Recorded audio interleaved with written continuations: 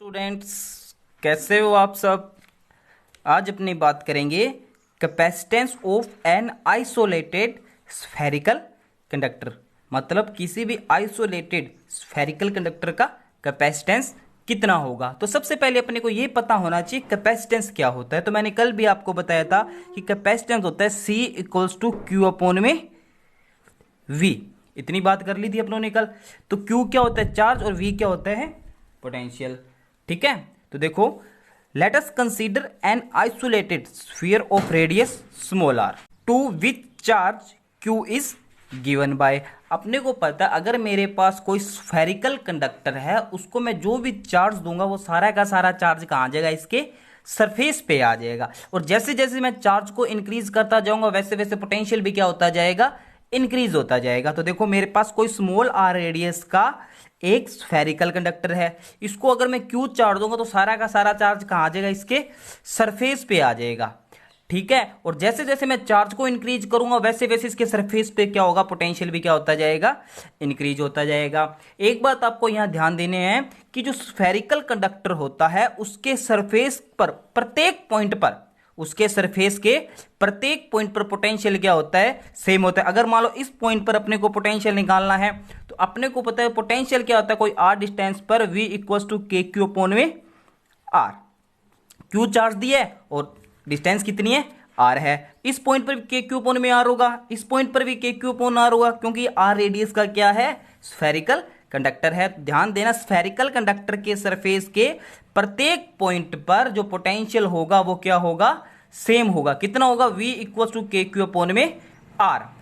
अब बात करते हैं अपने, देखो, this charge is uniformly distribute on the surface. मैंने आपको बताया था अगर कोई भी चार्ज दूंगा वो सारा का सारा चार्ज स्फेरिकल कंडक्टर के सरफेस पर यूनिफॉर्मली रूप से क्या हो जाएगा, डिस्ट्रीब्यूट हो जाएगा। As it is the property of conductor and each point on sphere value of potential is same। मैंने आपको यह भी बता दिया था कि जो स्फेरिकल कंडक्टर होता है सरफेस पर प्रत्येक पॉइंट पर जो पोटेंशियल होता है वो क्या होता है, सेम होता है। ठीक है, तो बात करते हैं in this case potential at spherical surface.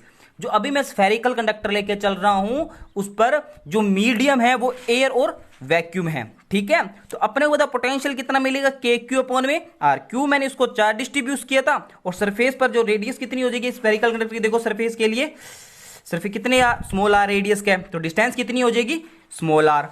तो पोटेंशियल कितना होगा, V इक्वल टू के क्यू अपॉन में आर।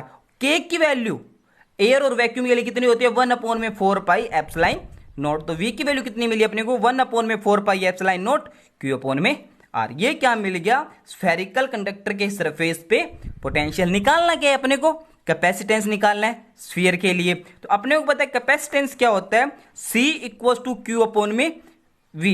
Q तो क्या होगा, उस स्फीयर को जो अपने चार्ज दिया, कितना दिया था, स्मॉल q चार्ज दिया था। ठीक है, V क्या हो जाएगा, उसके सरफेस पे पोटेंशियल कितना है, मतलब सारा चार्ज कहाँ है, उसके सरफेस पे है। ठीक है, तो सरफेस पे पोटेंशियल कितना हो जो वो अपनों ने काउंट कर लिया, V इक्वल टू 1 अपॉन में 4 pi epsilon not Q upon में R। तो ये वैल्यू मैंने यहां पुट कर दी, Q अपॉन में V की वैल्यू यहां पुट करी 1 अपॉन में 4 pi epsilon not Q upon में R। देखो 1 अपॉन में 4 पाई एप्सिलॉन नॉट है वो कहां चला जाएगा, ऊपर चला जाएगा, और Q अपॉन में आ रहा है तो R भी कहां चला जाएगा, ऊपर चला जाएगा। तो C इक्वल्स टू, देखो Q पहले से था 4 पाई एप्सिलॉन नॉट ऊपर आ गया, और R भी कहां गया, ऊपर है। Q से Q क्या हो गया, कैंसिल हो गया। तो C कितना मिला, 4 पाई एप्सिलॉन नॉट R। किसमें, जब स्फेरिकल कंडक्टर पर जो मीडियम है वो क्या है, एयर या वैक्यूम है। तो कैपेसिटेंस कितना मिलेगा, 4 पाई एप्सिलॉन नॉट R। देखो 4 भी कांस्टेंट है, पाई भी कांस्टेंट है, और एप्सिलॉन को भी कांस्टेंट है। तो जो कैपेसिटेंस होगा स्फेरिकल कंडक्टर के लिए वो R के क्या होगा, प्रोपोर्शनल टू होगा। तो देखो, the capacitance of a spherical conductor is proportional to a radius. Radius के क्या हो जाएगा, प्रोपोर्शनल टू हो जाएगा। तो ये जो कैपेसिटेंस आया है C की वैल्यू वो स्फेरिकल कंडक्टर के लिए एयर के लिए आया है, एयर और वैक्यूम के लिए वैल्यू है। अगर एयर और वैक्यूम के अलावा कोई और मीडियम आ जाए तो स्फेरिकल कंडक्टर के लिए कैपेसिटेंस कितना होगा। तो देखो, if the spherical conductor is placed in the medium of permittivity of epsilon, then the capacitance of the spherical conductor is given bye, तो एप्सिलॉन नोट की जगह कितना आ जाएगा, एप्सिलॉन आ जाएगा। तो Cm मीडियम में कैपेसिटेंस कितना होगा, 4 पाई एप्सिलॉन r, और आपको अच्छे से पता है कि जो एप्सिलॉन की वैल्यू होती है वो कितनी होती है, एप्सिलॉन नोट एप्सिलॉन r। तो ये वैल्यू उठा के मैंने यहां पुट कर दी, तो क्या आ गया, C मीडियम, मीडियम में कैपेसिटेंस 4 पाई एप्सिलॉन की जगह epsilon note epsilon r into में, अब देखो 4 पाई एप्सिलॉन नोट इंटू में r को मैं क्या लिख सकता हूं, एयर और वैक्यूम में कैपेसिटेंस C लिख सकता हूं। तो मैंने यहां क्या लिख दिया, Cm equal to epsilon r into में C। तो यहां से अपने को क्या पता चल रहा है कि जो मीडियम के अंदर कैपेसिटेंस होगा वो एयर के कंपैरिजन में एप्सिलॉन r टाइम्स क्या होगा, ज्यादा होगा। यहां एप्सिलॉन r क्या है, डाइलेक्ट्रिक कांस्टेंट है, बात समझ आई होगी। दोबारा बता देता हूं कि मीडियम में जो कैपेसिटेंस होगा, मीडियम में जो कैपेसिटेंस होगा वो एयर के कैपेसिटेंस के कंपैरिजन में एप्सिलॉन r टाइम क्या होगा, ज्यादा होगा। तो यहां डाइलेक्ट्रिक कांस्टेंट की वैल्यू में क्या लिखता हूं, Cm मीडियम में कैपेसिटेंस अपॉन में एयर और वैक्यूम में कैपेसिटेंस। तो यहां पे देखो, so capacitance value in medium increase, मैंने आपको बताया था इंक्रीज होगी कंपैरिजन में किसके, एयर और वैक्यूम के। And dielectric constant, dielectric constant क्या है, epsilon r of medium can also defined as the ratio of capacitance in medium to the capacitance in vacuum. जो डाइलेक्ट्रिक कांस्टेंट की जो वैल्यू होगी वो क्या होगी, जो इसका डेफिनेशन क्या लिख सकते हैं अपने, कि मीडियम में कैपेसिटेंस अपॉन में एयर और वैक्यूम में कैपेसिटेंस का जो रेशियो होगा वही क्या होगा अपने पास, डाइलेक्ट्रिक कांस्टेंट होगा।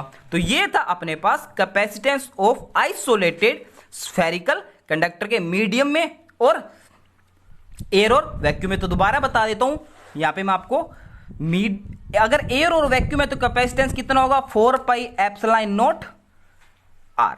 अगर कोई मीडियम आ जाए तो कितना होगा, Cm एप्सिलॉन r इंटू में C। तो C क्या हो जाएगा, एयर और वैक्यूम का कैपेसिटेंस, और Cm क्या है, मीडियम का कैपेसिटेंस। तो जो मीडियम का कैपेसिटेंस होगा वो एयर की कंपैरिजन में एप्सिलॉन r टाइम्स क्या होगा, ज्यादा होगा। तो इस पे कुछ न्यूमेरिकल अपने पास वो डिस्कस करेंगे। अभी देखो पहला न्यूमेरिकल क्या दिया है कि consider the earth to be a spherical conductor, calculate it capacitance. ठीक है, तो देखो रेडियस ऑफ अर्थ की जो रेडियस दी हुई अपने को 6.4 इंटू 10 की पावर 6 मीटर, या अपने को बताया जो अर्थ की रेडियस होती है 6400 किलोमीटर भी होती है। तो इसको मीटर में कन्वर्ट करके लिखा तो 6.4 इंटू 10 की पावर 6 मीटर। और अपने को पता है, देखो इसने क्या दिया, consider the earth to be a spherical conductor. इसने अर्थ को स्फेरिकल कंडक्टर की तरह माना है। तो अपने को पता है, तो स्फेरिकल कंडक्टर के लिए जो कैपेसिटेंस होता है वो कितना होता है, C equal to 4 pi epsilon naught r। कोई मीडियम नहीं दिया हुआ तो यहां पे क्या मान के चलेंगे, एयर या वैक्यूम। तो 4 पाई एप्सिलॉन नॉट r, तो C इक्वल टू, देखो r वैसे का वैसा। अब 1/4 पाई एप्सिलॉन नॉट, अगर मैं 1/4 पाई एप्सिलॉन नॉट लिखूंगा तो कोई फर्क नहीं पड़ेगा, ऊपर जाके वो सेम वैल्यू बन जाएगी। तो r की वैल्यू कितनी दी हुई है, 6.4 इंटू 10 की पावर 6, वैसे का वैसा लिख दिया। दोबारा बताऊंगा, इस 4 पाई एप्सिलॉन नॉट को मैंने 1 करके लिख दिया, तो सेम ही है ना। अगर ऊपर जाऊंगा तो ये वैल्यू बन जाएगी अपने पास।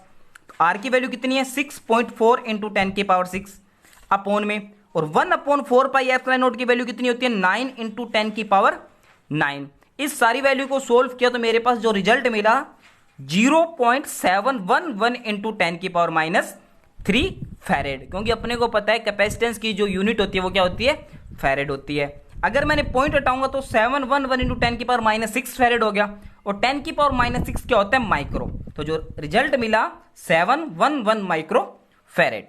सेकेंड न्यूमेरिकल क्या है मेरे पास, कि if the capacitance of a spherical conductor in air 2 pico farad, air के लिए मैं क्या मानता हूं, C, और किसी मीडियम के लिए मैं कैपेसिटेंस किससे डिनोट करता हूं, Cm से। ठीक है, and keeping in a medium its capacitance become 12 pico farad. Air के अंदर कितना दिया हुआ है, 2 पिको फैरेड, और मीडियम में कितना दिया हुआ है, 12 पिको फैरेड। ठीक है, तो then how much will be the dielectric constant of the medium. देखो सबसे पहले अपने को गिवन क्या है, C इक्वल क्या होता है अपने को पता है, किसी एयर के अंदर कैपेसिटेंस कितना दियो 2 पिकोफैरेड और मीडियम में कितना दियो 12 पिकोफैरेड। वैल्यू किसकी निकाली है? डाई इलेक्ट्रिक कांस्टेंट की। तो अपने को जो डाई इलेक्ट्रिक कांस्टेंट की जो वैल्यू होती है वो क्या होती है? Epsilon r equals to C M upon में सी। ये फॉर्मूला अपने पढ़ के आ चुके हैं। तो डाई इलेक्ट्रिक कांस्टेंट के लिए देखो epsilon r C M upon में सी।